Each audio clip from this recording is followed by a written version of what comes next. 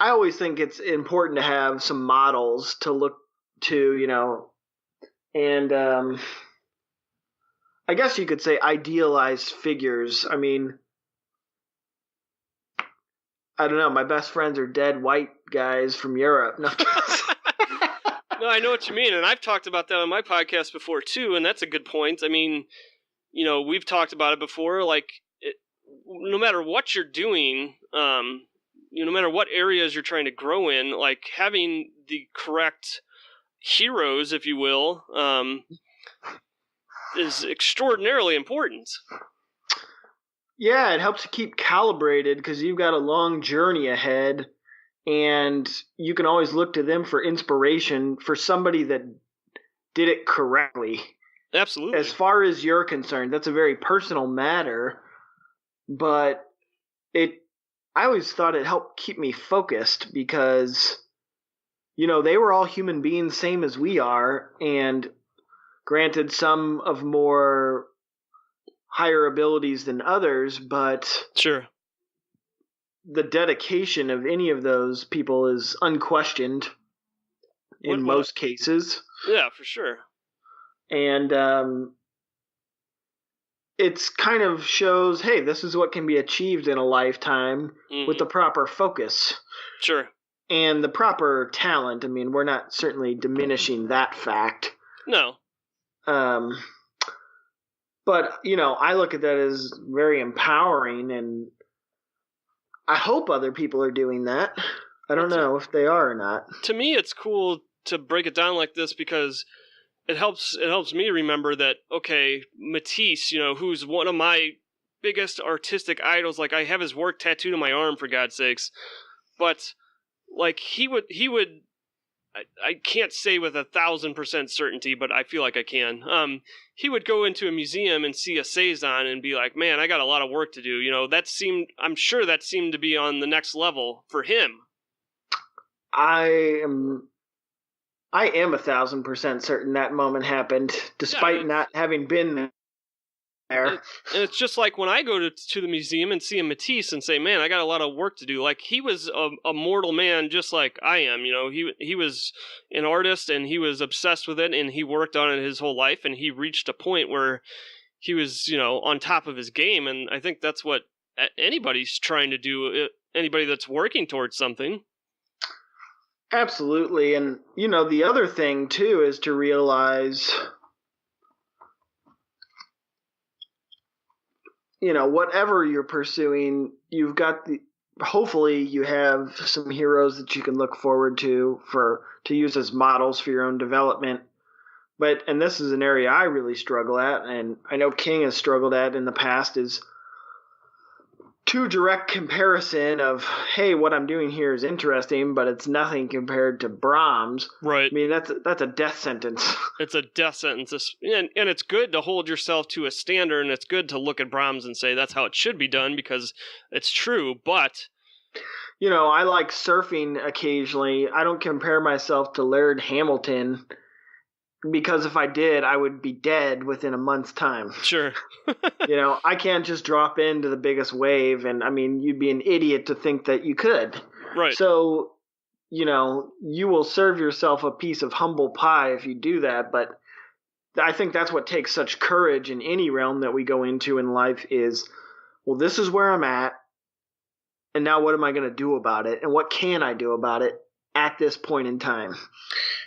That's a good way to look at it, especially like for people who listen to this over time and decide, hey, maybe I want to try doing something creative. Like, it's a good point that it takes courage because you have to just know that at the beginning your work is probably going to suck, even if you're talented, and Absolutely. you got a lot of stuff to figure out, and you're a long ways away from the people who are at the top of their game.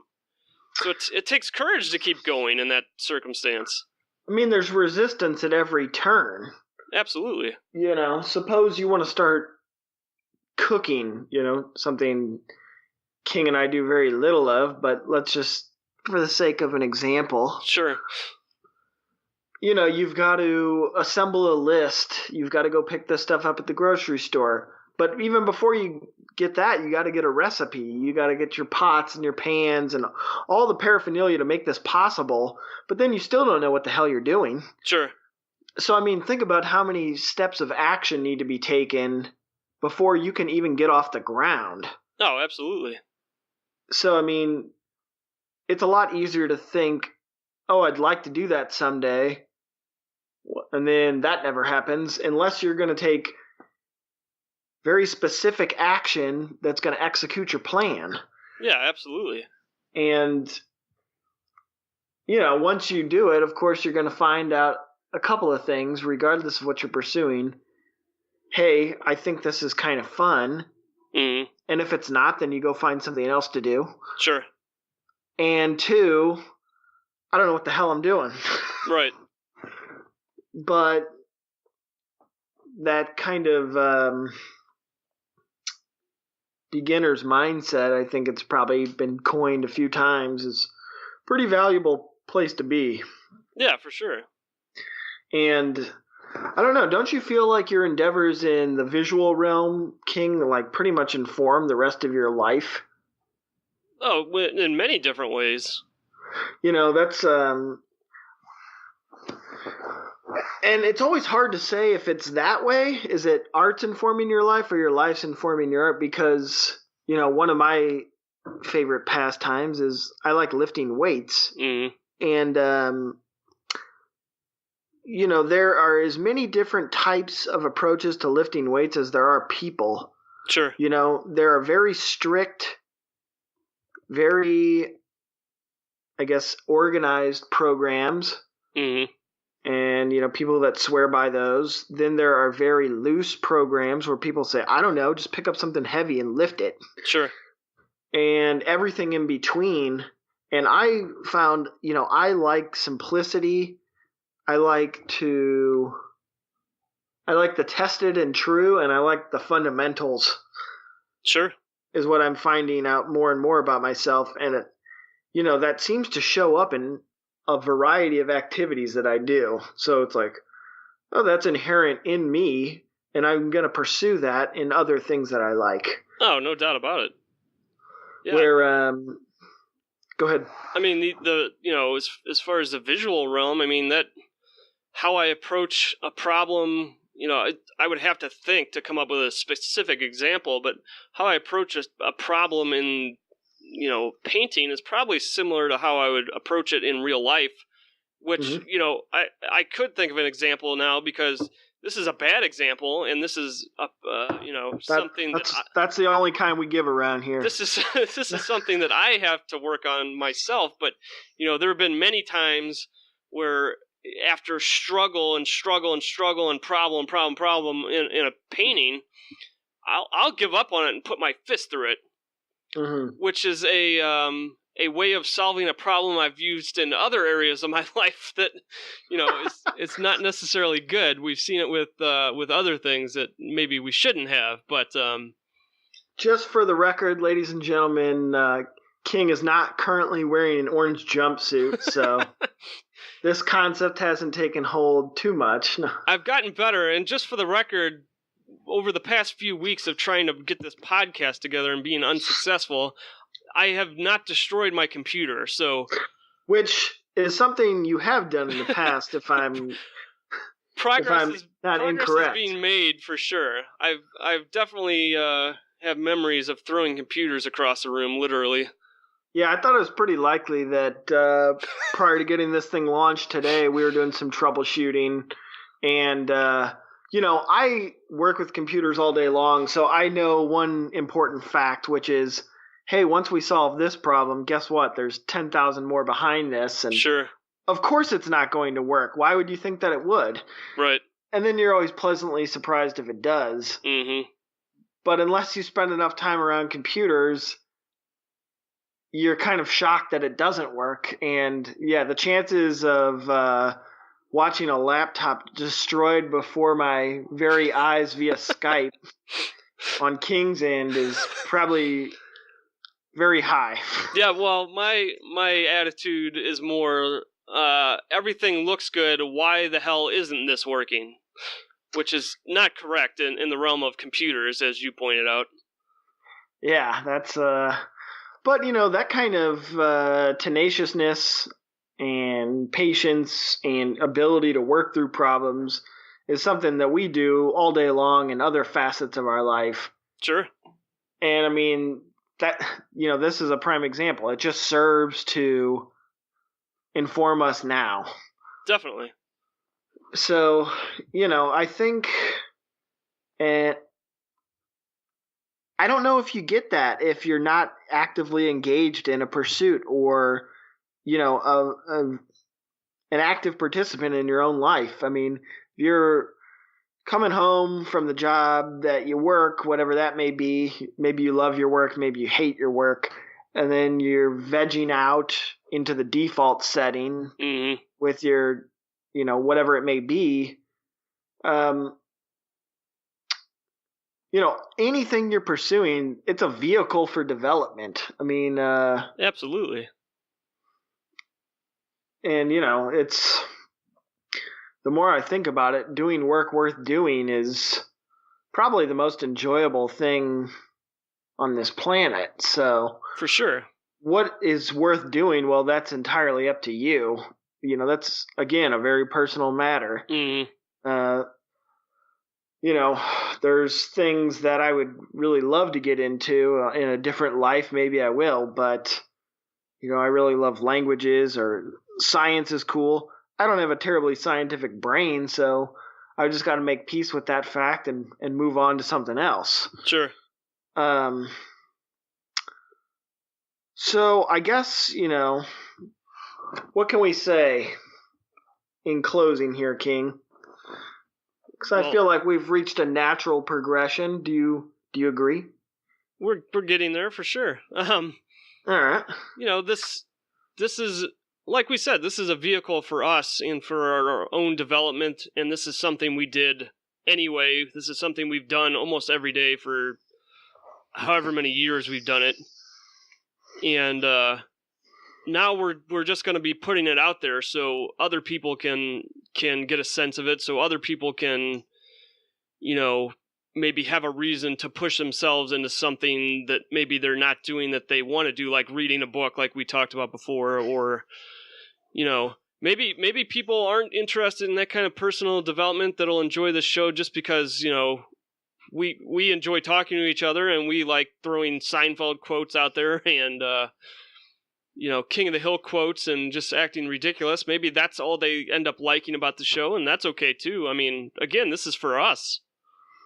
Yeah, I mean, it's my hope that people listen and enjoy it. If they don't, that's okay. I mean, there's a lot of other things that they can listen to. So it's a big Chinese buffet. Take whatever you want. Well, or don't. I don't care. Right. It has no effect on me personally, and I'm not trying to say that in a negative way, but no. Hey, your time, our listeners' time, it's valuable. Of course. Grab as much as you can and use it for your own benefits and pass it on to somebody else. I don't know what else to say other than that. Yeah, I mean, if you start listening to our show and we start talking about Sammy Hagar and driving 55, and you're not particularly enamored with that, and you who's Sammy Hagar? No. And you skip forward into the first 40 minutes of the show, and we're still talking about it. Feel free to move on to another episode if you'd like. But there will be a little bit of something on here for everyone, I believe. Our conversations are pretty varied. Well, and I think one theme that's always going to be consistent throughout, regardless of what we're talking about, and I have no doubt that it's present in this episode, which is, the anti-Billy campaign is a personal quest for King and I, but what is the message of that really? And that is to aspire to a higher level. Correct. And again, doesn't really matter what it is. That's up to you. It's your life. Do whatever you want. Of course. But if this can help facilitate people into doing something, into aspiring towards something, into whatever it might be, then slowly but surely we're kind of weeding Billies out of the world here. Yeah, absolutely. And just you got to check a lot of boxes to actually be a Billy. Simply not aspiring to something is maybe not always grounds for being a Billy. That's true. I mean, we both, I'm sure, know people that are pretty lazy and don't really aspire to much that we wouldn't call Billies necessarily. But they have the one positive attribute, which is they don't insist on trying to stop others.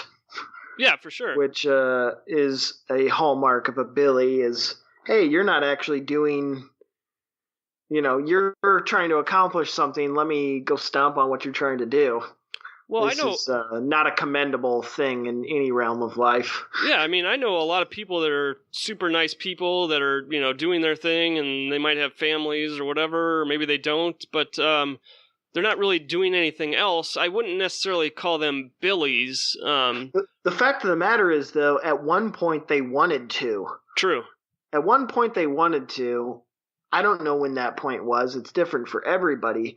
But then eventually it just got beat out of them, and they wrote that off as an impossibility for, I'm not talented, or blah, blah, blah, I'm not focused. I mean, when life gives you lemons, you got to take those lemons and jam them down someone's throat until they see yellow. That's exactly Frank Reynolds, everybody. Frank Reynolds. Yeah! A lot of his quotes thrown around here. That's the most coherent thing that's ever come out of your mouth, Frank. You just blew my mind. So what's the one thing left to do? So, I mean, that's what we're all about, is encouraging. I am putting it to our listeners to, if you don't know what you want to do, well, you should figure that out. Check some stuff out. See what you like. See what feels good. Yeah, you can dabble, and if you hate this thing, guess what? Let's say you wanted to start painting. Just that's a ready example. It doesn't have to be that. Sure. Say you wanted to start knitting. Sure. Whatever. Do it. If you hate it, guess what? You don't ever have to do it again. Absolutely. And, I don't know. That is a good point to bring up. I mean, this is a shot out of a cannon, but King, what percentage of people would you say are afraid to even try things? I really have no idea. Well, I mean, I'll use the example I know, which is the visual realm. And I think a lot of people are interested in creating some kind of art. I think there's a shit ton of people that would like to create some kind of art, but there's 2% of those people that will actually, have the courage to try. Most people would say something like, most people I've come across will say something like, oh, I wish I could paint, I just don't have any talent. And I'm thinking, well, how would they even know that? How would they even know that if they've never done it? Not only that, but talent compared to what? If you're looking at, a Raphael and comparing what you can do right now as an adult who has never made a piece of art, yeah, you don't have any talent compared to him, but so what? Well, it'd be completely unrealistic to have that expectation, right? Sure. I mean, but when people if I compare myself to, an Olympic swimmer, I've swam on occasion, but it's probably not going to go well if I go in and try and go for a medal. No, but when people, especially adults, if they were to decide, all right, I'm going to make some art, what do they have to go by? Because they don't have anybody standing over them, encouraging them, or telling them it's okay if it doesn't look like this. I mean, what they have to go by is artists they know, which the average adult knows only a few artists, and those artists are at the absolute top of the food chain. They might know a Da Vinci piece or a Raphael piece or something like that. So they have that to compare themselves to, and they have photographs to compare themselves to. Mm-hmm. And when they clearly aren't reaching any of those levels, they just think they suck. And it's there's a whole realm of art in between, what you're doing and Raphael. And that's okay to be anywhere in that spectrum, and it doesn't mean you're terrible, and it doesn't mean you should stop doing it. And why? So, for instance, why would somebody want to pursue art? I think let's say they wanted to. For what purpose might they do this? Mm-hmm. I think there's a lot of people out there that have some kind of creativity in them. Well, I mean, I would say everybody does, whether it may have been beaten out of them at this point. Well, if they choose to recultivate, then that's up to them. But that's definitely true. Human beings, I think, are creative in nature. I mean, in some capacity. Sure. And there's a lot of people who did some form of painting when they were younger or in school or something, and they might have good memories of it. And I do think there are a lot of people who would be interested in something like that. They just have, like we talked about, they have bad expectations as far as what their work is going to be doing. And, let's take a prime example of somebody who did pursue painting later in life, as far as I know. Mm-hmm. But have you ever seen any paintings of Winston Churchill? Yeah. So, the guy's got responsibilities. Yeah, he's only trying to save the free world here. And, but, he used to use painting as a relaxing pursuit. And I think that's one thing we can say about great people in general is that free time is not idly spent. True. Yeah, he might have been puffing down cigars and crushing, scotch. But, I mean, that free time was spent in a focused manner. A lot of these figures who, we read about spent enormous amount of time reading, painting, physical activities. For sure. Chess, things, these things are relaxing because they help take our mind off of regular life. Right. And then focus it very intensely on some other pursuit. For sure. Sitting idly in a chair, although also beneficial for anybody who actively meditates out there. Sure. But most people aren't doing that. They're not probably actively meditating. No. But they may be purging their Netflix, and I've been there. I know. Well, yeah, of course, everybody has. But can't say I was proud of it. That sort of life, willingness to rot through life, though, I think is what bothers us about a lot of people. Mm-hmm, mm-hmm. And I mean, it's not as though that stuff isn't enjoyable in the right proper dosage, but of course. I'm not necessarily advocating that you shouldn't sit down and watch a film or a show that you enjoy. But in the proper dosage, I mean, you probably don't need a solid 4-hour block of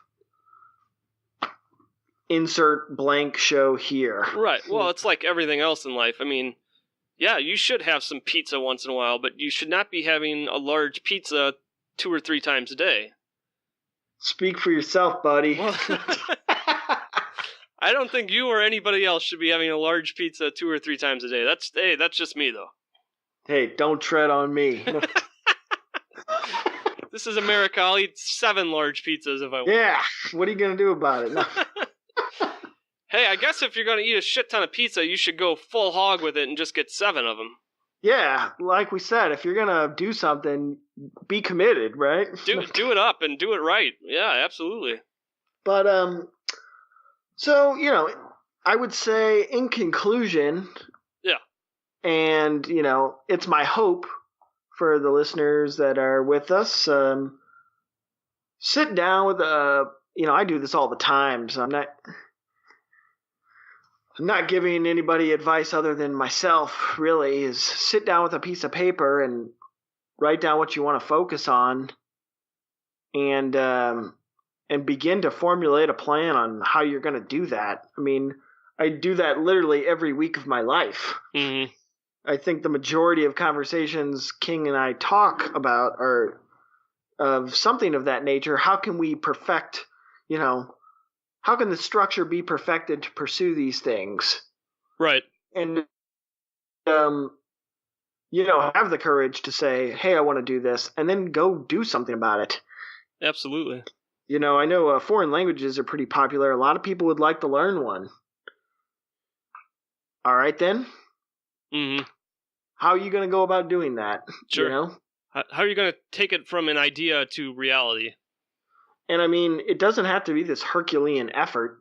If you sat down for 15 minutes every day, you'd be miles ahead of where you are probably now if you have only dreamed about it. Absolutely. And that's a popular misconception with anything. I think even more so within the arts. Like you don't have to, turn your life upside down to do a drawing, once in a while. And, viewing these activities as enrichment for you, yourself, and your life. I mean, maybe you make new friends as a result of learning Italian. Maybe you become more in contact with that culture, that food, whatever it may be. It could open up new literature. It's not just another to-do, Yeah, sure. It's not running fucking errands to the grocery store. Oh, I gotta go get this done. Right. It's supposed to be something that you would enjoy. Absolutely. But I mean, don't think that there's not going to be struggle involved. Yeah. Because that would be ridiculous. Of course. Everything worth doing has some component of struggle. Oh, yeah. So, and I mean... Well, King can attest to that. Tell him, King, how many works have you painted? Thousands. Literally. Is there ever a time where it wasn't difficult? Out of the thousands of pieces I've done, I could probably count on both my hands the pieces that just came together quickly like they should have and like I envisioned. Mm-hmm. Out of thousands of pieces. And oftentimes, if something comes together very quickly, we know people that if that happens, then they're suspicious. Yeah, for sure. It's not that rewarding if it comes together very quickly. That's true. They automatically think, well, this was too easy. I must not have pushed myself, or it must not be that good, or whatever they might be thinking. Yeah, overcoming those obstacles, I mean, that's half the satisfaction, really. It's true. I mean, and you might wish you could get there without that, but it's part of the process. You just have to accept it. I mean, yeah, I don't think you would really appreciate it if you did, if you could just instantly sit down and play the piano. I mean, yeah, that would be amazing for a time. But I don't know that you would really have much appreciation for it. Of course not. If you buy your own car, you're going to treat it different and you're going to think differently of it than if somebody just gives you a car. Certainly. I mean, that's just how it goes. So that definitely applies to all the arts as well. Absolutely. All right. And it certainly applies to troubleshooting on the technical end for podcast.